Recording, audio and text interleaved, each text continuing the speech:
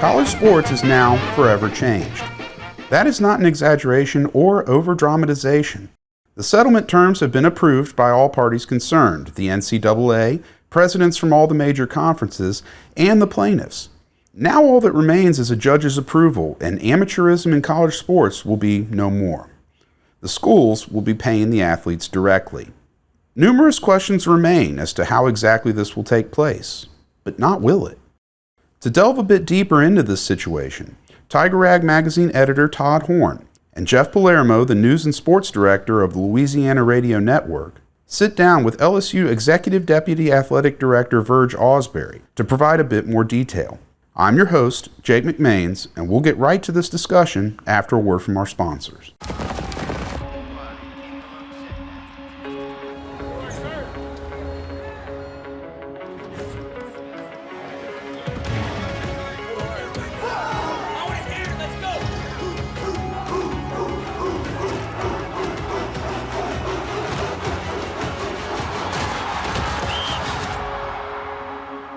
It's your time to move things forward. U.S. Army Reserve. Y'all ready? Yeah. Let's go. Come on. Tiger Rag Radio is on the air. Let's crank this thing up. We're statewide, breaking down the latest happenings with LSU athletics. This is us. Hear from the coaches, Put together a defense that puts us in a position to win the SEC. the players, Having fun and we working, baby. That's it, man. the recruits, Show some passion and some heart. and those who cover the Fighting Tigers of LSU and the All SEC. those things are going to be there, which are important. It's 2 hours of nonstop LSU What talk. a privilege. I mean, you get to represent LSU. Tiger Rag Radio is brought to you by Cummins. Cummins creates power solutions that the world depends on. Helm Paint and Decorating. The paint experts of Louisiana. Louisiana Beef Industry Council. Max Home. And the East Baton Rouge Parish Library. Get ready to talk Tigers with producer Jackson Blackman and our hosts, Todd Horne and Jeff Palermo. Three great players that are better people than they are players. This is Tiger Rag Radio. Back here on Tiger Rag Radio, Jeff Palermo along with Tiger Rag editor Todd Horne as we begin the second hour of the show. Talked a lot of baseball, but and we'll maybe get into a little bit more baseball talk. Next year's team will look radically different as a lot of guys are moving on. Joining us later on in the hour, too, we're going to hear from Trey Wallace from Outkick.com, talk about the ever-changing landscape of college athletics. And we'll also talk about that here with our next guest who joins us on the Max Home hotlines, over 50,000 Max Happy homeowners and counting. That's Verge Ausberry, LSU Executive Deputy Athletic Director. Verge, a tough one last night. Especially as an administrator, knowing that the potential of hosting a super regional at the box, there's probably everyone in the department or that's associated with putting on a super regional is thinking, man, we got a million things to do here, but we got to watch this game, and it's nip and tuck. That had to be just crazy to watch that, knowing that you're obviously rooting for them to win, because then you can put the plan in motion as soon as you can to get ready to host the super regional. You know, I was flying in on a plane flight in from somewhere, and it was so funny. I was getting people texting me, like when we were up 3-2 in the top of the eighth inning, about, hey, Verge, we need super regional tickets. We need super regional tickets. I said, 6 more outs to get. I said, it's very, very important before I start, planning on super regional tickets right now. But, we talked about it. I talked to Jay this morning.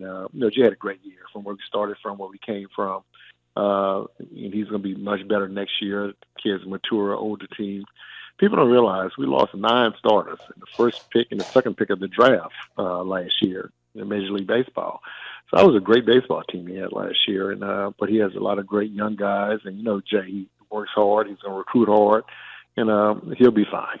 So, Verge, I find it interesting that you actually talked to Jay today. I assumed he would be burning up the phones, talking to the different players in the transfer portal that he's already targeted already, especially since he went after Luke Holman leaving Omaha last year after the national championship. So how did it was a short conversation. It was a short conversation. Very short. He was probably asking you for certain accommodations at a certain site or something like that. One thing I was like, hey, if I need to help you anyway, let me know. So let's. Were you able to go to the SEC meetings, or were you just able to talk to people that went?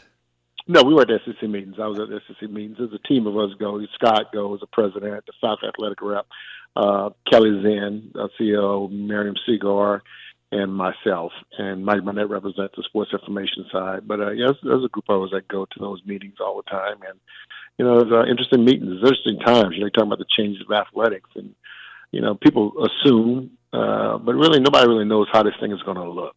We can all guess. You know, I have my personal opinions about it, what it's going to look like, but there's nothing definite yet coming out of anywhere on this. Well, I mean, I understand what you mean when you say there's nothing definite, but wouldn't it be fair to say that there's a more definite direction towards a revenue sharing agreement? I mean, obviously, since the settlement's been voted on, and now we're waiting for the judge to approve it. That's my understanding. Yeah, you know, I think there's a lot of work going to be going into those details from attorneys and the judge, and I think, you know, this is a year process. When you know they signed off on it, now all the real negotiations are going to take place within the settlement. And once we find that out in a percentage, then you have to determine things. You know, how much, who gets what, and how it's distributed through your athletic program, and how much that number is going to be, how much that number is going to increase from year to year, those type of things. So there's a lot of things in there that there's still a lot of conversation, a lot of attorneys are working on. So right now, the number that keeps getting thrown around is that it's expected to be around a 22% annual revenue share that the schools, each university, would still be able to opt into. And so would you agree that more than likely there's going to be some revenue share in that area, perhaps? Oh, there will be. You know, like I said, the settlement's been announced, unless things fall through. But as we're going right now, there will be some revenue sharing. And like I said, we all have to sit down and determine how that's going to be distributed. Once that final number is given to everybody, and everybody determines what that number is. You know, in LSU, and you heard Scott Woodward say, we're gonna play. You know, we playing to win, and play to win in every sport. So we got to figure out how this is going to look. And I think that's what everybody's just taking. You can step back, and you have to analyze what you have and what's going on, and take a look at it, and then start making those decisions about, you know, how is this going to look for LSU. You know, you see some people out there, they're doing different fiscal things, and some dangerous fiscal things out there. You know, a lot of them go to private equity groups and those type of things, because this is going to be the change in the landscape of all college athletics. So those are things that we're trying to stay positive, stay focused, stay up. You know, football is our big breadwinner, and protect everything else within the athletic department. Yeah, one of the schools that I think has reacted already is, of course, Texas A&M laying off roughly 12. I think it was 12 to 14 members of their athletic department, citing cuts for the changing business model. Obviously, you know, 22%, 20%, whatever it is a lot of money. You're talking $20 million roughly. But like you said, how's it going to get split up? What happens with Title IX? So you guys obviously have had an idea this was happening for years. I would assume at least a couple of years. So you've got a game plan, I'm sure.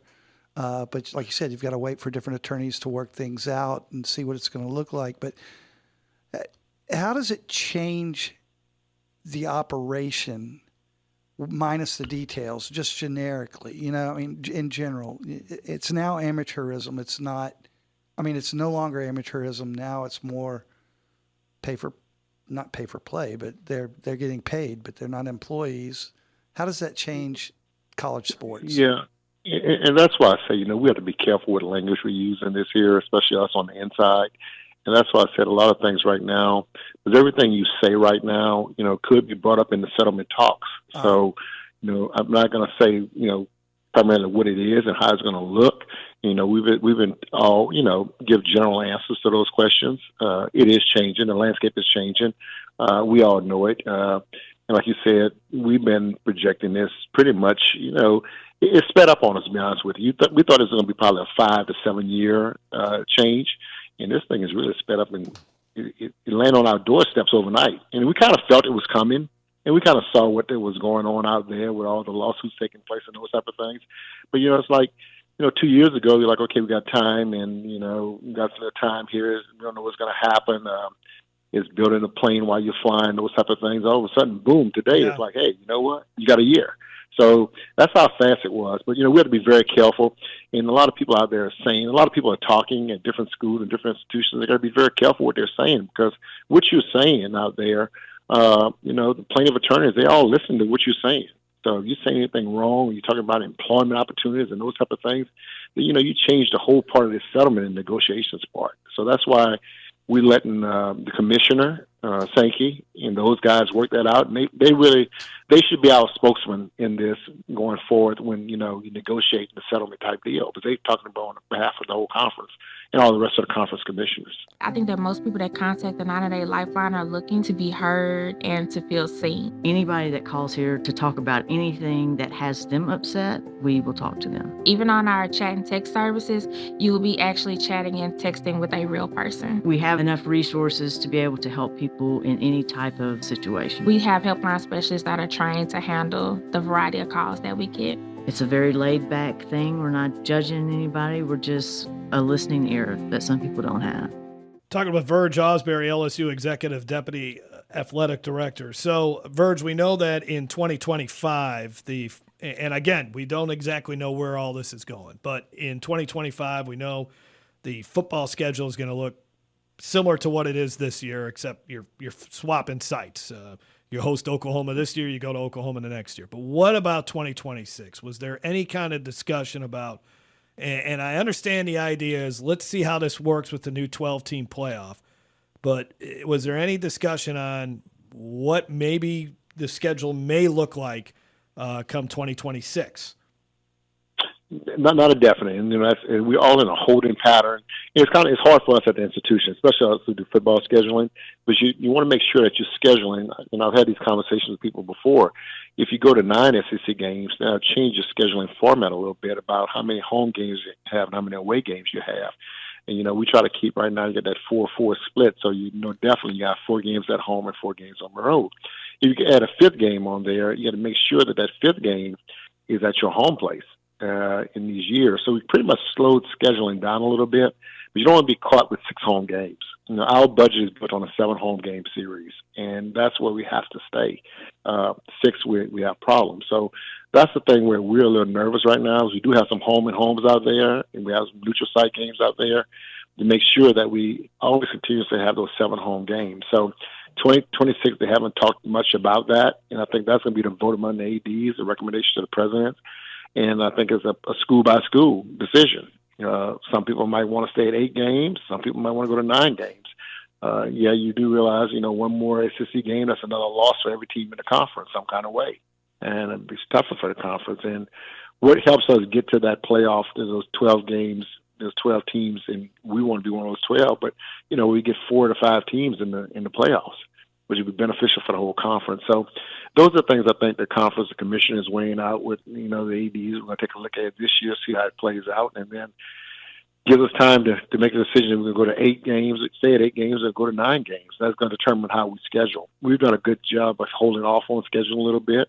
We do it some non-conference games, those that come to LSU. And, we're focusing more now on state schools. It used to be out there you get a smaller school from this conference and that conference in this part of the country. Well, we're going to focus our scheduling now on schools in state. We'll keep the money in the state. Because I think you'll see a drop now, the way the football model is built on, there'll be a lot of inventory out there for buy games. And we're trying to get this thing back under control where we were before, offering people up $1.7 to $2 million. Now, all of us are trying to see how you focus this thing back in and get in that, that 1.4 to 1.5 where it used to be range. Verge, speaking of scheduling, there was a story that hit the cycle last week where Lincoln Riley and USC had reportedly tried to, for the last 2 years, get out of the deal with LSU. And I know you might not want to comment on that, but if they did want to try to get out of it, was it more to it than just not wanting to start out with a highly competitive game, or what do you think was potentially going on there? I'll tell you LSU's statement on that. LSU was playing the game in Las Vegas. Now, we were playing the game. Them and their administration and their head coach, they had their conversations. But we at LSU, Scott Woodward and myself, Kelly, all of us together, we're playing the game in Las Vegas. So that game, that was our take on it. There was some things that got out last week, and we were surprised that got out. Yeah. But our position at LSU was out. Yeah, we don't know who leaked that out and where that came from, but our position always was that LSU was playing the game. And I understand some of those other people parts. I got calls from other schools talking about moving their schedules around. I mean, you look at their schedule, the Big Ten schedule they have, and UCLA has the Big Ten schedule they have, and the traveling they have to do, and coming down here to play a game. I'm like, hey, look, we played the first game in California, LA. You got to come here to Baton Rouge. We're not changing and moving the schedule around right now, and it's a good schedule for us. Right. It's like it's a national championship schedule set up again. Like the national championship, you got 4 games, you got a break, you got 4 more games, and you got another break, and it plays right into your hand. You have how many new coaches? UCLA has a new head football coach. Alabama has a new head football coach. And Texas A&M has a new head football coach. So it plays into your hands pretty well to be one of those top 2 teams to play the SEC championship game. Mm-hmm. Realistically, when would the last possible moment, if you wanted to make a change, if area had agreed to make a change, could a change have been made logistically? Oh, it'd have to be done over a year and a half ago. I think that answer was just too late. You got to remember all the big teams at that time was off the board, and you start waiting that late. You start waiting once you get under. We wait now a little bit with all the conference realignment and things happening out there, and people moving around, and we don't know if we do 8 or 9 games. But usually, within the 3-year cycle, you better have somebody you're talking to or having conversations with to get that game scheduled, because it's happened so fast. Everybody wants the marquee games. Now, we're talking about this. When you go to 12 games, we're going to see how this plays out. Do you have to play that game, or do our conference schedule weighs in enough? Especially going to 9 conference games. Do you have to play another team from a major conference, a Big Ten team? There's talk about sometimes doing a conference, deal where different conferences, the Big Ten play the SEC in one game, we rotate it, and then maybe the ACC or the Big 12, and just have somebody there where you have those games already set. So I think this year is going to be the test year, just to determine how things fall out. We always played a great schedule at LSU, and we got to start thinking about, is it beneficial to us to keep doing that, playing those big games and playing neutral site games? My personal opinion, one day it's going to happen. I might be gone and retired, but I think there'll be 40 to 50 teams, and this is your schedule, more like NFL type schedule, where you have LSU play Michigan this week, and you can play UCLA the next week, and you play Georgia, Alabama, typical LSU game, the schedule, because NFL schedule, as you look at it now, to win the national championship, you got to play 17 games almost, okay? Some people have to play 17 games. Well, the NFL schedule is what? 17 games. I mean, you're playing the NFL schedule automatically right now. Only thing we don't have, which we're talking about now, when you're talking about, limited, rosters a little bit, is, how many players, you're going to need. We're not like the NFL, where you go on the free market and say, okay, I'm going to bring 6 guys in, but I've lost 3 or 4 guys to injuries. So it's going to definitely change the practice, the way teams practice, and the physicality of it. And I think it'd be more of an offense-type league like the NFL, scoring a lot of points. And defense has got to adapt to it, because you have to be a physical football team, you have to hit. And I'm not saying beat a team up, but you have to practice physical-type football. And that'll be hard when you have 85 players on the team. And I tell you guys, you can't go in the pool and pull a guy in next week from Illinois, a guy you saw playing at Georgia. Say, okay, you know what? He's a second-team corner. I'm gonna bring him over to LSU to play. We don't have that yet, free agency. So those are the things that scares us a little bit. But I have a feeling though this is gonna go more and more and more in that direction, because bottom line, that's what TV wants to see. Hey, Verge, thanks a lot for your always good insight. We appreciate it, man. Enjoy the summer, and we'll talk to you again as we get a little closer to football season. Appreciate you guys. Thank you. Join in summer fun at your library.